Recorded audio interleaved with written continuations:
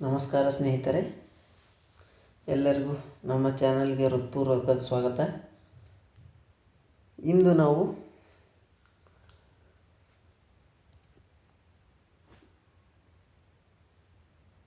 ಕರ್ನಾಟಕದ ಕಿರೀಟ ಎಂದೇ ಪ್ರಖ್ಯಾತವಾಗಿರುವ ಬೀದರ್ ಜಿಲ್ಲೆಯ ಬಗ್ಗೆ ತಿಳಿದುಕೊಳ್ಳೋಣ. ಇದು ನಮಗೆ ಬಹಳ ಉಪಯುಕ್ತವಾದಂಥದ್ದು. ಇದರ ಬಗ್ಗೆ ಒಂದಿಷ್ಟು ಮಾಹಿತಿಯನ್ನು ತಿಳಿದುಕೊಳ್ಳೋಣ. ಬೀದರ್ ಜಿಲ್ಲೆ ಎಂದಾಕ್ಷಣ ನಮ್ಮ ಕಣ್ಣಿಗೆ ಬರುವುದು ಕೋಟೆಗಳು, ಸುಂದರ ಅರಮನೆಗಳು, ಪ್ರಾಚೀನ ದೇವಾಲಯಗಳು, ಗುರುದ್ವಾರಗಳು ಮತ್ತು ವಿಶ್ವ ಪ್ರಸಿದ್ಧಿ ಬಿದಿರು ಕಲೆ. ಮತ್ತು ನಾವು ಬಿದಿರು ಕೈಗಾರಿಕೆ, ಸುಲ್ತಾನ್ ಬಾರಿದ್ ವಂಶಾವಶೇಷಗಳು, ಅಲಿ ಬಾರಿದ್ಶಾಹಿ ಬೀದರ್ ಕೋಟೆ ಮತ್ತು ಅದರ ಜೊತೆ ಬಸವ ಕಲ್ಯಾಣದ ಬಗ್ಗೆ ತಿಳಿದುಕೊಳ್ಳೋಣ. ಬೀದರ್ ಜಿಲ್ಲೆಯು ಸಾಮಾನ್ಯವಾದ ಮಾಹಿತಿ ಮತ್ತು ಭೌಗೋಳಿಕ ಅಂಶಗಳು ಯಾವಪ್ಪ ಅಂತಂದರೆ, ನಮ್ಮ ಬೀದರ್ ಜಿಲ್ಲೆಯ ಜನಸಂಖ್ಯೆ ಎಷ್ಟು ರೀ? 17,18,000. ಅದೇ ಸಾಕ್ಷರತೆ ಎಷ್ಟು? 71%. ತಾಲೂಕುಗಳು ಯಾವಪ್ಪ ಅಂತಂದ್ರೆ ನಮ್ಮ ಬೀದರ್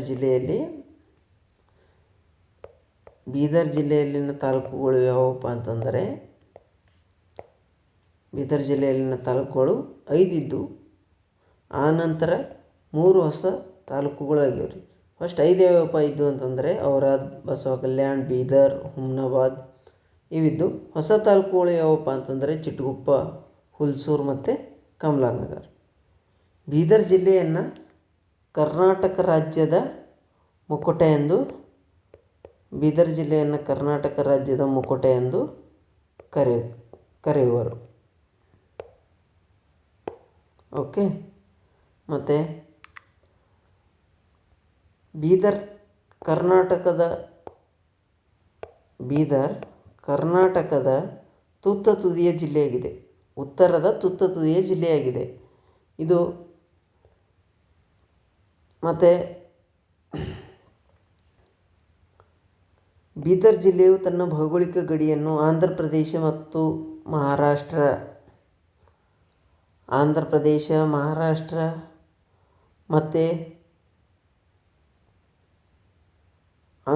ಹಂಚಿಕೊಂಡಿದೆ.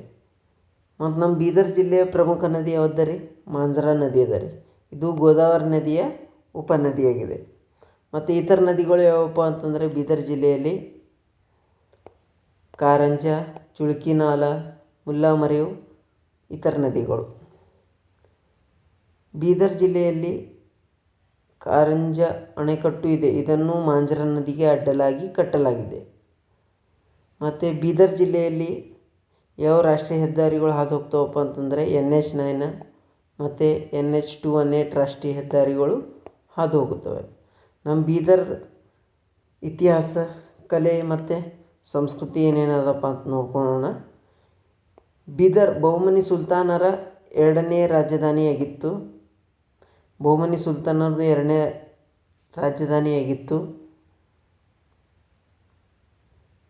ಮತ್ತು ಇಲ್ಲಿ ಸಾವಿರಾರು ವರ್ಷಗಳ ಇತಿಹಾಸ ಇದೆ ನಮ್ಮ ಬೀದರ್ದು. ವಿವಿಧ ರಾಜವಂಶಗಳು ಈ ಪ್ರದೇಶವನ್ನು ಆಳಿವೆ. ವಿಶೇಷವಾಗಿ ಬಹುಮನಿ ಸುಲ್ತಾನರು ಕಾಲದಲ್ಲಿ ಬೀದರ್ ಅತ್ಯಂತ ಮಹತ್ವವನ್ನು ಪಡೆದಿತ್ತು. ಮತ್ತು ಬೀದರ್ ಬಹುಮನಿ ಸುಲ್ತಾನರ ಎರಡನೇ ರಾಜಧಾನಿಯಾಗಿತ್ತು. ಮತ್ತು ಇಲ್ಲಿ ಬರೀದ್ ಶಾಹಿಯು ಕೂಡ ಆಡಳಿತಗಾರರು.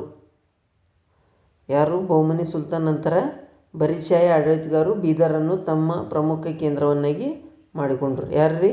ಬರೀದ್ ಶಾಹಿ. ಯಾರ ನಂತರ? ಬಹುಮನಿ ಸುಲ್ತಾನ್ ನಂತರ ಬರೀದ್ ಶಾಹಿಯವರು ತಮ್ಮ ಆಡಳಿತ ಕೇಂದ್ರವನ್ನಾಗಿ ಮಾಡಿಕೊಂಡರು. ಮತ್ತು 1956ಕ್ಕಿಂತ ಮುಂಚೆ ಬೀದರು ಏನಾಗಿತ್ತಪ್ಪ ಅಂತಂದರೆ ಹೈದರಾಬಾದ್ ರಾಜ್ಯದ ಭಾಗವಾಗಿತ್ತು. ಅದಾದ ನಂತರ ಏನಾಯ್ತಪ್ಪ ಅಂತಂದರೆ ಕರ್ನಾಟಕ ರಾಜ್ಯದ ಭಾಗವಾಯಿತು. 12ನೇ ಶತಮಾನದಲ್ಲಿ ಬೀದರ್ನ ಬಸವ ಕಲ್ಯಾಣದಲ್ಲಿ ಬಸವಣ್ಣನವರು ಅನುಭವ ಮಂಟಪವನ್ನು ಸ್ಥಾಪಿಸಿದರು. 12ನೇ ಶತಮಾನದಲ್ಲಿ ಬಸವ ಕಲ್ಯಾಣದಾಗ ರೀ ಬಸವಣ್ಣವ್ರು ಏನು ಮಾಡ್ರಪ್ಪ ಅಂತಂದ್ರೆ ಅನುಭವ ಮಂಟಪವನ್ನು ಸ್ಥಾಪಿಸಿದರು. ಅದರ ಅಧ್ಯಕ್ಷತೆ ಯಾರು ವಹಿಸಿರಪ್ಪ ಅಂತಂದರೆ ಅಲ್ಲಂ ಪ್ರಭು ಅವರು ಅದರ ಅಧ್ಯಕ್ಷತೆಯನ್ನು ವಹಿಸುತ್ತಿದ್ದರು. ಓಕೆ. 1956ಕ್ಕಿಂತ ಮುಂಚೆ ಬೀದರ್ ಹೈದರಾಬಾದ್ ರಾಜ್ಯದ ಭಾಗವಾಗಿತ್ತು. ಓಕೆ. ಈ ಅನುಭವ ಮಂಟಪವನ್ನು ವಿಶ್ವದ ಮೊದಲು ಸಂಸತ್ತು ಎಂದು ಅನುಭವ ಮಂಟಪಕ್ಕೆ ರೀ ವಿಶ್ವದ ಮೊದಲ ಸಂಸತ್ತು ಅಥವಾ ಪಾರ್ಲಿಮೆಂಟ್ ಅಂಥೇಳಿ ಕರೆಯಲಾಗ್ತಿತ್ತು ರೀ. ಬಸವ ಕಲ್ಯಾಣದ ಪ್ರಾಚೀನ ಹೆಸರು ಕಲ್ಯಾಣ.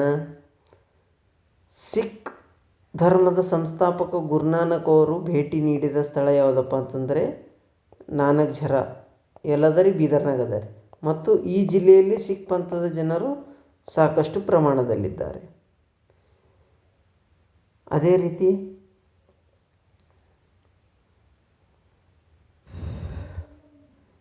ಬೀದರ್ನಲ್ಲಿ ಪರ್ಷಿಯನ್ ವಿದ್ವಾಂಸ ಮಂತ್ರಿ ಮೊಹಮ್ಮದ್ ಗವಾನ್ ಕಟ್ಟಿದ ಮದ್ರಸ್ ವಿಶ್ವವಿದ್ಯಾಲಯವು ಇಸ್ಲಾಮಿಕ್ ಶೈಲಿಯಲ್ಲಿದೆ. ಯಾರೇ ಪರ್ಷಿಯನ್ ವಿದ್ವಾಂಸ ಮೊಹಮ್ಮದ್ ಗವಾನ್ ಕಟ್ಟಿದ್ದು ಮದ್ರಸಾ ವಿಶ್ವವಿದ್ಯಾಲಯ ರೀ ಯಾವ ಶೈಲಿಯಲ್ಲದ ರೀ ಇಸ್ಲಾಮಿಕ್ ಶೈಲಿಯಲ್ಲದ ರೀ. ಅದು ಎಲ್ಲದ ನಮ್ದು ಬೀದರ್ನಾಗ ಅದ ರೀ.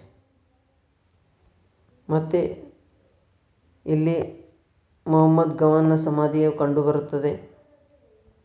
ಬೀದರ್ ಜಿಲ್ಲೆಯಲ್ಲಿ ಖಾಸಿಂ ಬರೀದ್ ಕಟ್ಟಡ ಮತ್ತು ಸೋಲಾಕಂಬ ಮಸೀದಿಗಳಿವೆ. ಬಿದಿರಿನ ಕರಕುಶಲ ಉತ್ಪನ್ನಗಳಿಗೆ ಹಾಗೂ ಬಿದಿರಿ ಕಲೆಗೆ ಹೆಸರುವಾಸಿಯಾಗಿದೆ. ಕರೆಕ್ಟ್ ಅದ. ಬಿದಿರಿ ಕಲೆಗೆ ನಮ್ಮ ಬೀದರು ಭಾಳ ಹೆಚ್ಚಿಗೆ ದೊಡ್ಡ ವಿಶೇಷತೆಯನ್ನು ಕೊಡ್ತಾರೆ. ಈ ಕಲೆಯಲ್ಲಿ ಬಿದಿರಿ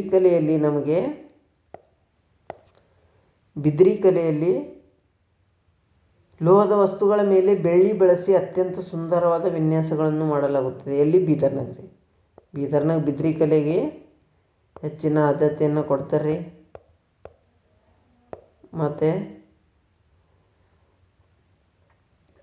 ಅದರಿಂದ ಬೆಳ್ಳಿ ಮೇಲೆ ಬಳಸಿ ಅತ್ಯಂತ ಸುಂದರವಾದ ವಿನ್ಯಾಸವನ್ನು ಮಾಡಲಾಗುತ್ತದೆ.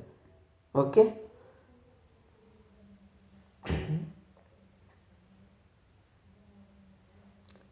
ಬೀದರ್ ಒಂದ್ರಿ ಸಾಂಸ್ಕೃತಿಕ ಗುರುತು ಮಾತ್ರವಲ್ಲದೆ ಭಾರತದ ಪ್ರಸಿದ್ಧ ಸಾಂಪ್ರದಾಯಿಕ ಕಲೆಯಲ್ಲಿಯೂ ಒಂದಾಗಿದೆ. ಯಾವುದ್ರ ನಮ್ಮ ಬೀದರ ಏನದಪ್ಪ ಅಂತಂದರೆ ಸಾಂಸ್ಕೃತಿಕ ಗುರುತು ಮಾತ್ರವಲ್ಲದೆ ಭಾರತದ ಸಾಂಪ್ರದಾಯಿಕ ಕಲೆಯಲ್ಲಿಯೂ ಒಂದಾಗಿದೆ ನಮ್ಮ ಬೀದರ್ ರೀ. ನಮ್ಮ ಬೀದರ್ನಾಗ ಯಾವ ಪ್ರಮುಖ ಸ್ಥಳಗಳು ಅವಪ್ಪ ಅಂತಂದರೆ ನಮ್ಮ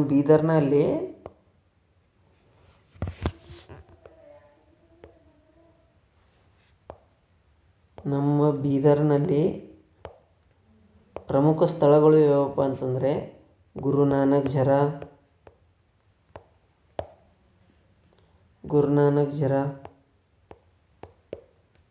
ಮತ್ತು ಗುರುನಾನಕ್ ಝರ ಬಗ್ಗೆ ಹೇಳಬೇಕಪ್ಪ ಅಂತಂದರೆ ಇದು ಧಾರ್ಮಿಕ ಕ್ಷೇತ್ರಗಳಲ್ಲಿ ಅತ್ಯಂತ ಪ್ರಸಿದ್ಧವಾಗಿದೆ ಗುರುನಾನಕ್ ಝರ.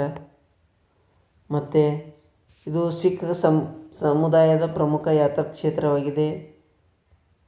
ನಮ್ಮ ಬೀದರ್ನಾಗ ಗುರುನಾನಕ್ ಝರ ಅದ ರೀ. ಓಕೆ. ಇಲ್ಲಿ ವಿವಿಧ ಭಾಗಗಳಿಂದ ಸಾವಿರಾರು ಭಕ್ತರು ಏನು ಮಾಡ್ತಾರಪ್ಪ ಅಂತಂದ್ರೆ ಭೇಟಿ ನೀಡ್ತಾರೆ. ಅದೇ ರೀತಿ ಎರಡನೇದು ಯಾವುದಪ್ಪ ಅಂತಂದರೆ ನರಸಿಂಹ ಝರ್ನಾ ಕೂಡ ನಮ್ಮ ಬೀದರ್ನಲ್ಲಿ ಪ್ರಮುಖ ತಾಣವಾಗಿದೆ ರೀ.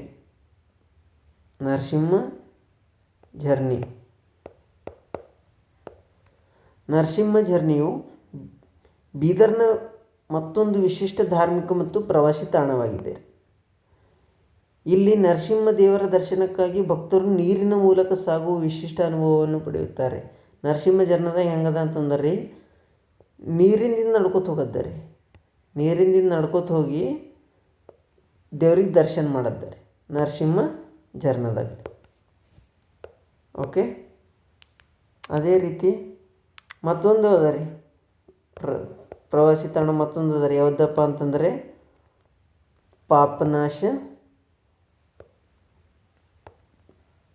ಪಾಪನಾಶ ದೇವಸ್ಥಾನ. ಈ ಪಾಪನಾಶ ದೇವಸ್ಥಾನ ಬೀದರ್ ಜಿಲ್ಲೆಯ ಪ್ರಸಿದ್ಧ ಧಾರ್ಮಿಕ ಕ್ಷೇತ್ರಗಳಲ್ಲಿ ಒಂದಾಗಿದೆ. ಈ ಸ್ಥಳಕ್ಕೆ ಐತಿಹಾಸಿಕ ಧಾರ್ಮಿಕ ಮಹತ್ವವಿದೆ. ವಿವಿಧ ಭಾಗಗಳಿಂದ ಭಕ್ತರು ಕೂಡ ಇಲ್ಲೇನು ಮಾಡ್ತಾರೆ, ಭೇಟಿ ನೀಡ್ತಾರೆ. ಇಲ್ಲಿ ಬಸವ ಕಲ್ಯಾಣ ಶರಣರ ನಾಡು ಯಾವುದಾರೆ ನಮ್ಮ ಬೀದರ್ ಜಿಲ್ಲೆದ ಒಂದು ಬಸವ ಕಲ್ಯಾಣ ತಾಲೂಕು ಅದರಿ. ಇದು ಶರಣರ ನಾಡು ಬಸವ ಕಲ್ಯಾಣ. ಇದರ ಬಗ್ಗೆ ಹೇಳಬೇಕಪ್ಪ ಅಂತಂದರೆ ಬೀದರ್ ಜಿಲ್ಲೆಯ ಮತ್ತೊಂದು ಪ್ರವಾಸಿ ತಾಣವೆಂದರೆ ಅದು ಬಸವ ಕಲ್ಯಾಣ. ಇದು 12ನೇ ಶತಮಾನದ ಶರಣರ ಚಳವಳಿಯ 12ನೇ ಶತಮಾನದ ಶರಣರ ಚಳುವಳಿಯ ಪ್ರಮುಖ ಕೇಂದ್ರವಾಗಿದೆ. ಬಸವಣ್ಣನವರು ಏನು ಹೇಳ್ಯಾರಪ್ಪ ಅಂತಂದರೆ ಸಾಮಾಜಿಕ ಸಮಾನತೆ, ಕಾಯಕ ಮತ್ತು ದಾಸೋಹದ ಸಂದೇಶವನ್ನು ಸಾರಿದ ಮಹತ್ವದ ಕಾಲಘಟ್ಟಕ್ಕೆ ಬಸವ ಕಲ್ಯಾಣ ಸಂಬಂಧಿಸಿದೆ. ಆದ್ದರಿಂದ ಬಸವ ಕಲ್ಯಾಣ ಕರ್ನಾಟಕದ ಸಾಮಾಜಿಕ ಮತ್ತು ಸಾಂಸ್ಕೃತಿಕ ಇತಿಹಾಸಗಳಲ್ಲಿ ವಿಶೇಷ ಸ್ಥಾನವನ್ನು ಹೊಂದಿದೆ. ಓಕೆ, ಅದೇ ರೀತಿ ಇಲ್ಲಿ ಕೃಷಿ ಬಗ್ಗೆ ನೋಡಬೇಕಪ್ಪ ಅಂತಂದರೆ ನಾವು ಬೀದರ್ನಲ್ಲಿ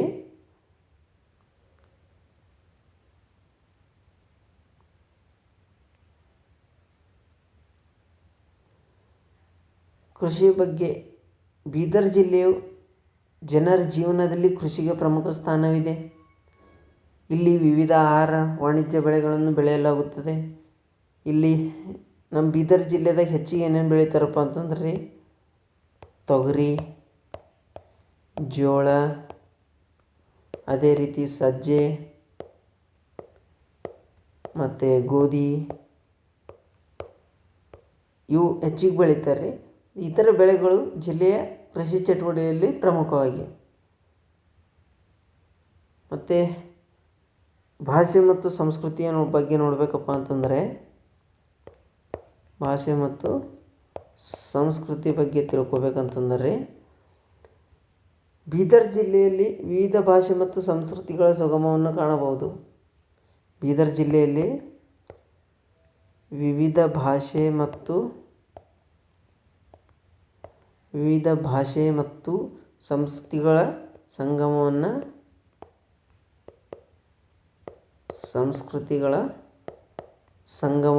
ಕಾಣಬಹುದ್ರಿ. ಅದೇ ರೀತಿ ನಮ್ಮ ಬೀದರ್ನಾಗ ಕನ್ನಡ ಪ್ರಮುಖ ಭಾಷೆ ಅದ ರೀ. ಮತ್ತು ಇಲ್ಲಿ ಉರ್ದು, ಮರಾಠಿ ಮತ್ತು ಹಿಂದಿ, ತೆಲುಗು ಭಾಷೆಗಳ ಪ್ರಭಾವವು ಇದೆ ರೀ. ಓಕೆ, ಮತ್ತು ಇಲ್ಲಿನ ಜೀವನ ಶೈಲಿ, ಆಹಾರ ಪದ್ಧತಿ, ಉಡುಗೆ ತೊಡುಗೆ ಮತ್ತು ಹಬ್ಬಗಳಲ್ಲಿ ವೈವಿಧ್ಯಮಯ ಸಂಸ್ಕೃತಿಯ ಪ್ರತಿಬಿಂಬ ಕಾಣಬಹುದು. ಅದೇ ರೀತಿ ಇಲ್ಲಿನ ಶಿಕ್ಷಣ ಮತ್ತು ಇತರೆ ಪ್ರಮುಖ ಕೇಂದ್ರಗಳು ಯಾವುವಪ್ಪ ಅಂತಂದರೆ ಬೀದರ್ ಜಿಲ್ಲೆಯಲ್ಲಿ ಪಶು ವೈದ್ಯಕೀಯ ವಿಶ್ವವಿದ್ಯಾಲಯ ಮತ್ತು ಮೀನುಗಾರಿಕಾ ವಿಶ್ವವಿದ್ಯಾಲಯಗಳಿವೆ. ಪಶು ವೈದ್ಯಕೀಯ ವಿಶ್ವವಿದ್ಯಾಲಯವನ್ನು ಡಾಕ್ಟರ್ DM ನಂಜುಂಡಪ್ಪ ಸಮಿತಿಯ ಶಿಫಾರಸಿನ ಮೇರೆಗೆ ಸ್ಥಾಪಿಸಲಾಗಿದೆ. ಮತ್ತು ಬೀದರ್ ಜಿಲ್ಲೆಯಲ್ಲಿ ಬುಡಕಟ್ಟು ಪಾರ್ಕನ್ನು ಸ್ಥಾಪಿಸಲಾಗಿದೆ. ಬೀದರ್ನಲ್ಲಿ ವೈಮಾನಿಕ ತರಬೇತಿ ಕೇಂದ್ರವಿದೆ. ಇಷ್ಟು ನಮ್ಮ ಬೀದರ್ನಾಗ ಅವರಿ.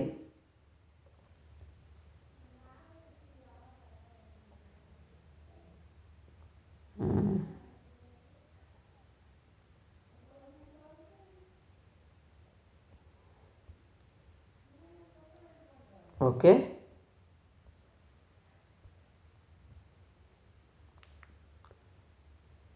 ಸ್ನೇಹಿತರೆ, ಬೀದರ್ ಜಿಲ್ಲೆ ಅಂದರೆ ಕೇವಲ ಒಂದು ಜಿಲ್ಲೆಯಲ್ಲ,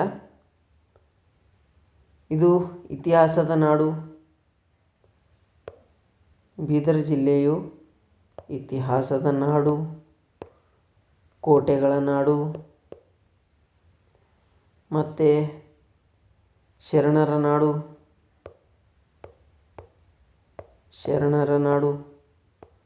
ಮತ್ತು ಕಲೆಯ ನಾಡು ಅಂತೇಳಿ ಕೂಡ ಕರೀತಾರೆ.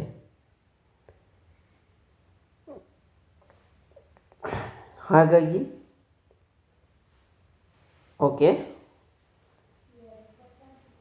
ನಿಮಗೆ ಯಾರಿಗೆ ಬೀದರ್ ಜಿಲ್ಲೆ ಬಗ್ಗೆ ಮಾಹಿತಿ ಇಷ್ಟ ಆಯ್ತು ಅಂದ್ರೆ ವಿಡಿಯೋವನ್ನು ಲೈಕ್ ಮಾಡಿರಿ.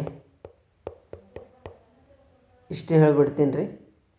ಯಾರಿಗೆ ವಿಡಿಯೋ ಇಷ್ಟ ಆಯಿತು ನಮ್ಮ ವಿಡಿಯೋಕ್ಕೆ ಲೈಕ್ ಮಾಡಿರಿ ಮತ್ತು ಶೇರ್ ಮಾಡಿರಿ ಮತ್ತು ನಮ್ಮ ಯೂಟ್ಯೂಬ್ ಚಾನಲನ್ನು ಸಬ್ಸ್ಕ್ರೈಬ್ ಮಾಡಿರಿ. ಮತ್ತು ಇನ್ನಷ್ಟು ನಮ್ಮ ಕರ್ನಾಟಕ ಜಿಲ್ಲೆ ಬಗ್ಗೆ ಮಾಹಿತಿ ತಿಳಿದುಕೊಳ್ಳಲು ನಮ್ಮ ಚಾನಲನ್ನು ತಪ್ಪದೇ ಸಬ್ಸ್ಕ್ರೈಬ್ ಮಾಡಿರಿ. ಎಲ್ಲರಿಗೂ ಧನ್ಯವಾದಗಳು. ಥ್ಯಾಂಕ್ ಯು ರೀ.